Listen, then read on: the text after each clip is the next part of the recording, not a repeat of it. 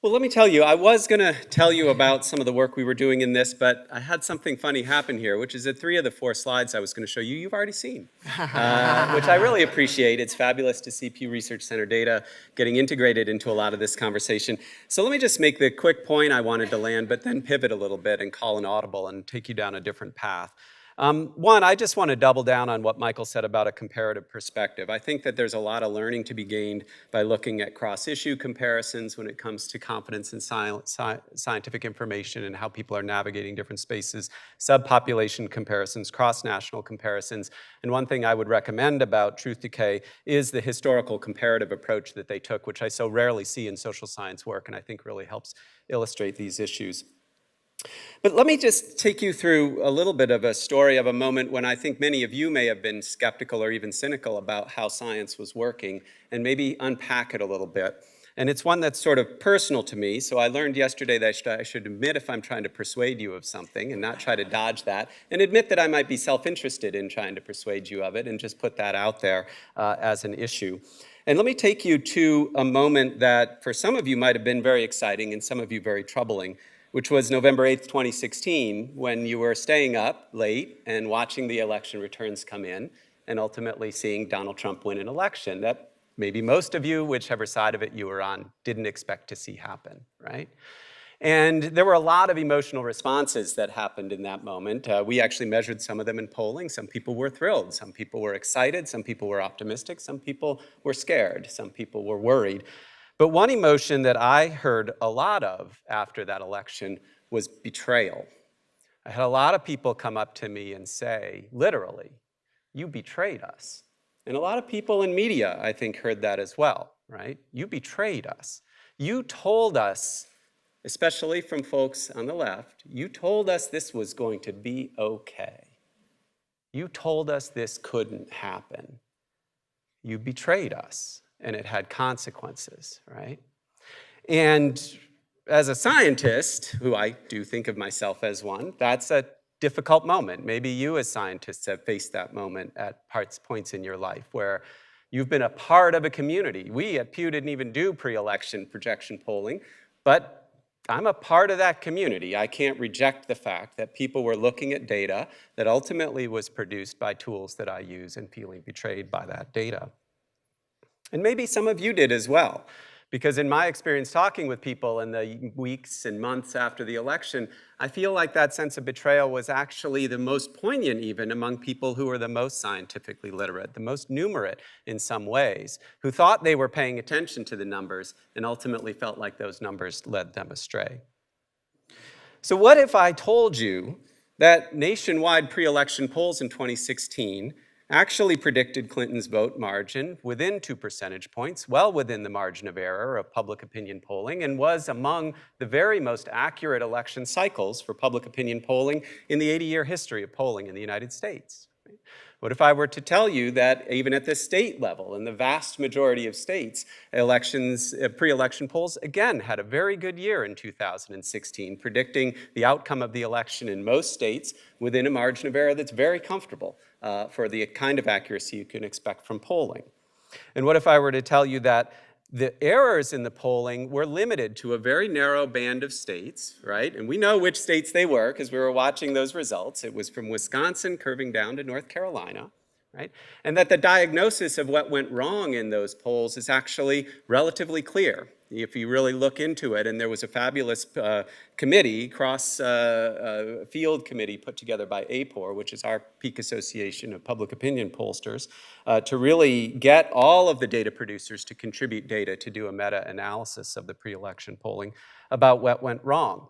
And one interesting thing I'll share is what it wasn't, and it's what we almost all immediately went to. It was a notion that there was something wrong with who participated in our polls or their willingness to tell us what they were going to do. It was what most people referred to as a shy Trumper effect, which was sort of carried over from a shy Tory storyline out of the British elections. The idea there was that there were Trump supporters who weren't willing to admit to pollsters that they were Trump supporters, or they were hanging up the phone because they didn't want to talk about their support for Donald Trump, and that somehow the polls missed that.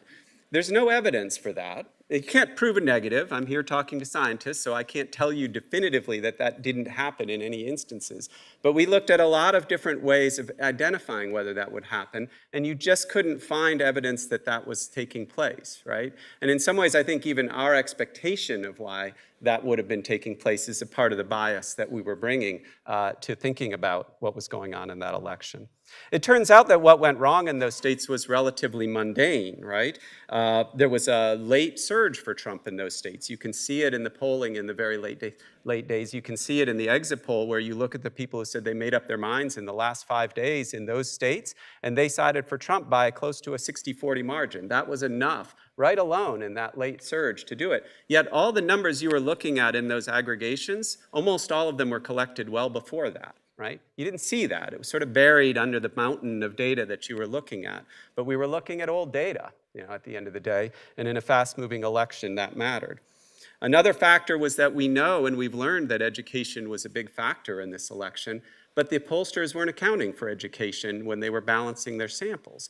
And so polls do get too many high education people. In the past, state-level pollsters didn't account for that and balance and weight their samples for that. And because education never mattered in American elections before. They didn't think they had to correct for that because it never made a difference in the past. This year it made a difference. They didn't do a basic statistical step, and it ended up being consequential in the accuracy of some of those polls. You may still be having trouble believing that, and I think it reflects a lot of what we've been talking about here, which is there was a lot of motivated reasoning in that. I think there were a lot of Clinton supporters whose natural instincts would be to be skeptical and doubt and look into data, but were willing to suspend their disbelief because the story that was coming out of those aggregations of polls was a story that they really wanted to hear. I think there was also a false precision that we were delivered in this election, and that may have come from pollsters, it may have come from media. I think some amount of it came from the folks who were aggregating up those polls and putting really precise probabilities of victory on the outcomes that really the data couldn't support. I think the illusion of precision, the notion that big numbers will deliver a level of precision that we all want in our lives, is one of the illusions we struggle against today in thinking about how people can come to doubt science when it can't deliver on the level of precision that we're implicitly promising them often in the way that we deliver the information. I think there's some fundamental innumeracy in there. The idea of even putting a probability of victory on a single issue event, a single one-time event, is almost an impossible concept for people to memorize. I can understand that there's a 1 in 6 chance that I'll roll a 6 on a dice, right? And that if I roll it multiple times, a 6 will inevitably come up. That's a probability I can think about. But saying that there's a 72.4% chance that Clinton's going to win and then she doesn't, that just sounds wrong, right? It just sounds like the science was wrong. Putting a probability on a single event is a very difficult thing, even for very numerate people to think through. I also think that prior narratives come into play, and a lot of us had them. One of the things that we've struggled with as pollsters is many people had prior narratives about how polls were starting to fail, right? And so they all came up with their own reasons about this. Oh, it has to do with cell phones. It has to do with people lying. It has to do with shy Trumpers. When really those weren't the factors that were at play in this, and yet it became one more tip in that longer-term narrative that people had, one more piece of evidence. And then finally, there was a lack of credible analysis of the situation. The only people who could spend the time and expertise to dig into it and address it were pollsters themselves. And like me, I'm self-interested, right? Why should you believe me? I should be wanting to persuade you that polls still work. I just wanted to make the point that in my experience, this is not always a question of the us versus them, one of my favorite slides from yesterday. Sometimes we are the them, right? I think even the most scientifically literate and numerate people can sometimes be the most misled at moments when we want to believe something and then feel the most betrayed when the numbers don't turn out the way that we want them to. And then I just wanted to say at a meta level, it's really frustrating for me to stand here and talk about pre-election polls when it's not something that we did. But we are part of an industry, right? And we are exposed to the weakest links and the worst communications within our fields.